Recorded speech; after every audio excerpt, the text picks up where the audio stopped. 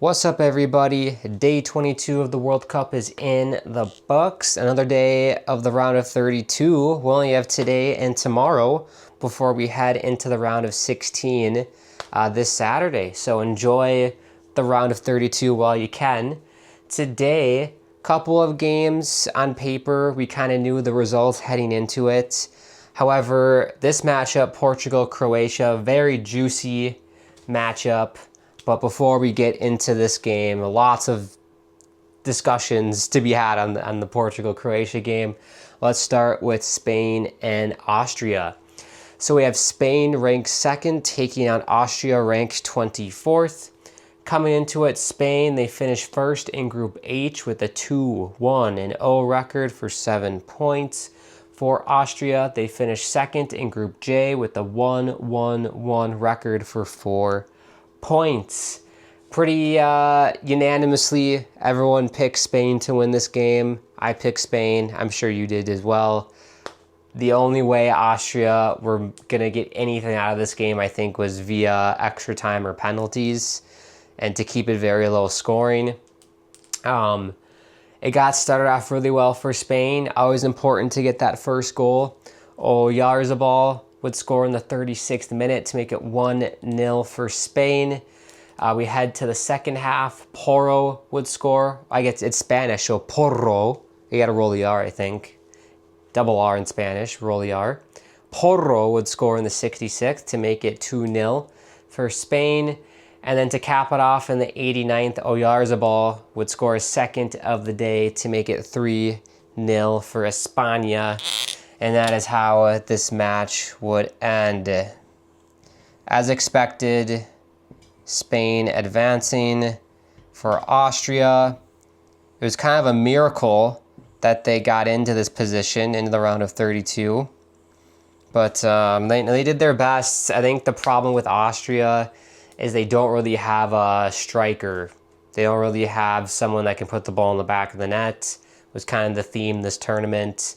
I guess similar to Germany's issue as well. Germany just didn't have that one person to rely on. Neither did Austria. But they did their best. Kind of similar. It reminded me a lot of when Austria played Argentina. Like, it was competitive, but once Argentina got their goal and the second goal, they just took over. Same here. Once they scored first and then got the second, I'm like, it's done. Austria isn't going to do anything. The stats kind of share that, what I was saying about the lack of offense for Austria. Possession stats, 64-36 for Spain. XG, 2.80 to 0.32 for Spain. That's pretty bad. Shots, 23, 10 on target for Spain. 5 is 0 on target for Austria. That's right, they had no goals on target. So literally, Spain could have played without a keeper today, and they would have been fine. Your man of the match, courtesy of FOTMob, is Oyarzabal with a 9.1 player rating. Up next for Spain, they advance to the round of 16.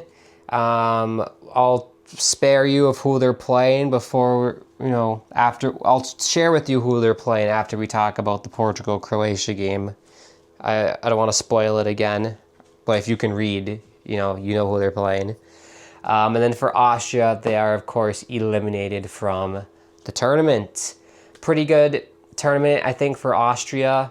That last second goal that they had in the group stage to get to this point was the highlight for them. That was so much fun to watch. But, yeah, nothing to hang your head on for Austria. Spain, for me, one of the favorites to win this whole thing. They go home. Okay, let's talk about the big match here. Portugal ranked 5th, taking on Croatia ranked 11th. Coming in, Portugal ranked 2nd in Group K with a 1-2-0 record for 5 points. Croatia ranked 2nd, or finished 2nd in Group L with a 2-0-1 record for 6 points. I think I picked Croatia, actually, in my prediction yesterday, in the previous video. But, yeah, a pretty 50-50 matchup. You have Ronaldo, Portugal. Portugal prize one of the best midfields in this tournament. Croatia, just a really structured team. Modric is still really good. They seem to always do well, Croatia, in knockout rounds, so that's kind of why I picked them. But let's see how this would go. In the first half, we would have no goals. Pretty uneventful. And then we head to the second half here. Perisic would score for Croatia to make it 1-0 for them. And then we head to the 68th minute, penalty. Guess who steps up? Cristiano Ronaldo.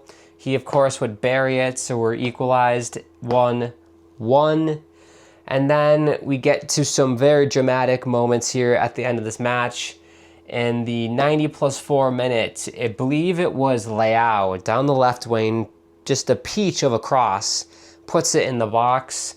Ramos heads it in the net. Everyone goes wild. It looks like that's going to be the match winner. 90+4 minutes, Portugal up 2-1. Let's fast forward now to the controversy. 10 minutes later, this is the 90+15th minute. 90+13th minute, excuse me. It looks like Croatia have equalized to make it 2-2. Essentially, a cross came in, and then it ricochets off a player, and then it goes to Gvardiol, who puts it in his own net, I believe is what happened from what I saw on the replay. It was just a bizarre play. It was bouncing in the box. I think the Portugal player was trying to clear it, and he put it in on his own net. So it looked like Croatia have tied it. Everyone's going nuts. But then we go, of course, to my favorite thing, VAR. And the whole thing, controversy, was whether or not this play was offsides when the cross was made. And the big controversy was whether or not when the cross came in, if the ball nicked off a Croatia player's head. If it didn't nick off a Croatian player, then the goal stands. There's no offsides. If it did nick off a Croatia player's head, it resets the offsides line, I believe, if that happens. So if it did touch the Croatian player's head, then it wouldn't stand. Is essentially what happened there. Hopefully I explained that well. It's super late at night. I'm not a football expert, so hopefully that made somewhat sense. They go to VAR. Long story short, they deem that the ball did touch that Croatian player's head, so they rule the goal out. It's no goal, and the game would end 2-1 for Portugal. They hold on. It was just a crazy game at the very end. And honestly, overall, very entertaining game, especially in the second half. But that's just a tough way to go out for Croatia. You think you're going to extra time. They go to VAR. It's so hard to tell on the replay whether or not the ball hit the player's head. But we have a statement here from FIFA that I'll read to you. This is from, what's this from? Sky Sports News on YouTube. They made a little video about this. Okay, so this was the tweet from FIFA Media. So, quote, according to the data provided by Connected Ball Technology, housed within the at Adidas football Trianda. I love how they had to tag their own. They tagged the Adidas football thing. The official match ball of the at FIFA World Cup. It was proven that contact was made by Croatia's number 20, Igor Matinovic, in the build-up to the goal against Portugal, allowing the referee to correctly determine offside and disallow the goal. IMU sensors housed within the Trianda ball are capable of determining any slight contact displayed to viewers in the broadcast as a heartbeat graphic and allowing officials an unprecedented level of data to make fast and accurate decisions. So essentially, it's like a heart rate graph, and if the ball makes contact, there's a little spike in the graph, and at that moment, it spiked. So that's essentially their reasoning why they said it nicked off the player's head. It was very hard to tell on the replay if it did or not.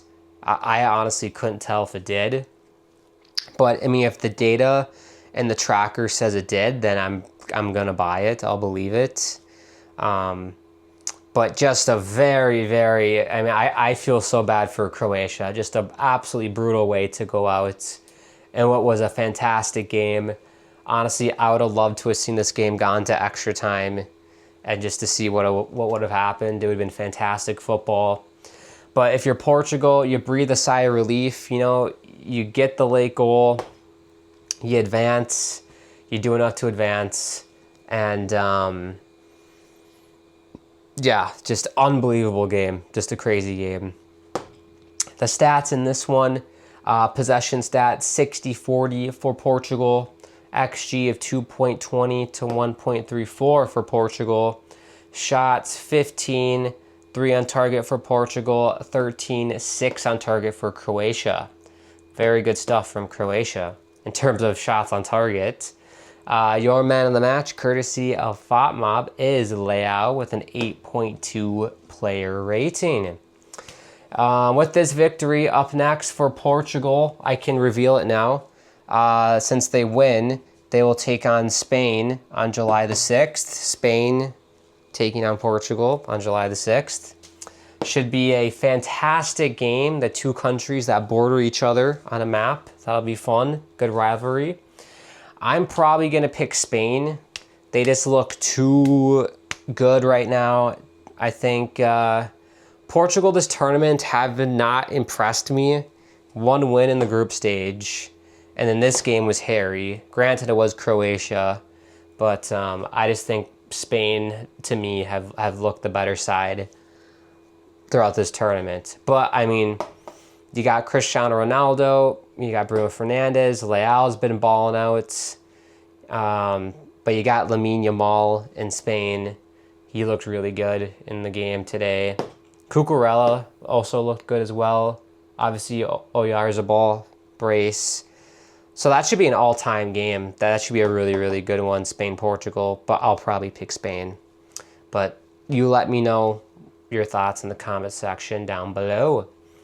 And then for Croatia, they are eliminated from the tournament, sadly. And I wonder if this is Modric's last World Cup that he'll appear in, because he's getting up there in age. Like, I remember him in the 2014 World Cup, so I don't... And he was... I want to say he was like in his 20s. He had to have been in his 20s in that World Cup. So yeah, he's getting up there in age, so... We'll see, but I think this probably would have been his last World Cup, sadly. Okay, the last game of the day, the nightcap. This was played at the beautiful BC Place in Vancouver. Shout out to my people in Vancouver. You guys are awesome. Switzerland ranked 19th, taking on Algeria, ranked 28th. Switzerland, they finished first in Group B with a 2-1-0 record for 7 points. For Algeria, they finished third in Group J with a 1-1-1 record for 4 points. Obviously, on paper, I think most people pick Switzerland. Algeria pick... If you picked Algeria, I mean, maybe. But Switzerland, to me, their first game was kind of rough against Qatar. But their last 2 games, specifically the game against Canada, they looked really, really sharp in. And they got my boy Kobel in net from Borussia Dortmund. So it's hard to go against Switzerland, against Algeria. And it started off really, really well. Early goals are always great in knockout football. And Bolo would score in the 10th minute to make it 1-0 for Switzerland. And then we head to the second half, 46th minute, and Ndoye would score to make it 2-0. Algeria just couldn't get anything to go offensively at all. The game would end 2-0 for the Swiss, and they will keep dancing in this World Cup. Kind of like Shakira. They're going to keep dancing. Good stuff, 2-0. The stats in this one, possession stats 45 to 55 in favor of Algeria. XG of 2.52 to 0.74 for Switzerland. It's very telling right there. Shots 11, 5 on target for the Swiss, 8, 2 on target for Algeria. Your man of the match, courtesy of FOTMob, is Ndoye with an 8.2 player rating. So up next for Switzerland, they will face off against the winner of Colombia and Ghana in the round of 16.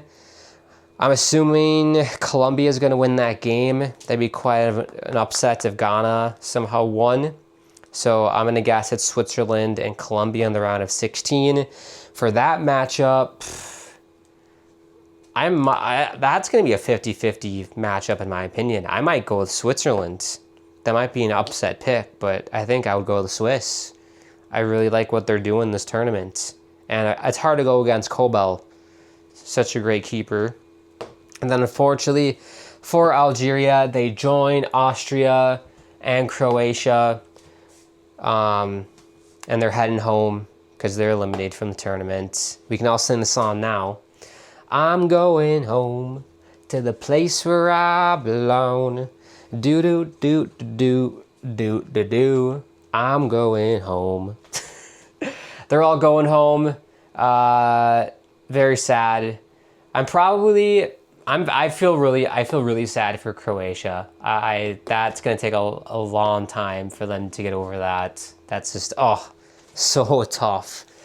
Let's talk about the day 23 schedule. So tomorrow we have Australia taking on Egypt at 2 p.m. Eastern. Reminder, these are the last of the round of 32 matchups. We have Argentina and Cape Verde at 6 p.m. Eastern. And then we got Colombia and Ghana, 9:30 p.m. Eastern. I'm probably going to go... Australia-Egypt is interesting. That's very interesting. Australia impressed me when they beat Turkey, but really haven't done a whole lot since. Egypt looked pretty good, but they were in a group with Belgium, who were pretty bad this tournament. I'll go upset pick. I'll go Australia. We'll go with the Aussies. I think they have more heart and fight in them than Egypt. We'll go the Aussies. Argentina, Cape Verde. Cape Verde just drew their way into the round of 32. We'll see if they can draw this game and get it to penalties. That's their only shot, but it's got to be Argentina and Lionel Messi. Ain't no way Cape Verde's beating Argentina. I'd be stunned. I'd be absolutely stunned. Colombia, Ghana. I'm going to pick Colombia. That should be like a 2-0 victory at 9:30 p.m. Eastern. Score prediction, I'll do 3-0 over Cape Verde. I will do 2-1 Australia. Last second goal to win it for the Aussies. How about that? Right, that is day 22. Quick recap. Spain 3-0 over Austria. Portugal 2-1 over Croatia. A bit of controversy there. Let me know your thoughts on the offsides. Do you think it was or it wasn't? According to FIFA Media's Twitter, they have that technology of if the ball makes contact with something, there's a spike in a graph that tells them the ball made contact with an object. I don't know. And then Switzerland beat Algeria 2-0. Right, thank you for watching. I hope you have an amazing rest of your day wherever you are in the world. Make sure you do subscribe, bottom right hand corner. Smash a like on the video if you want as well. Share this channel with as many people as possible too, if you're feeling up for it. And I will speak to you on the day 23 recap video. Peace.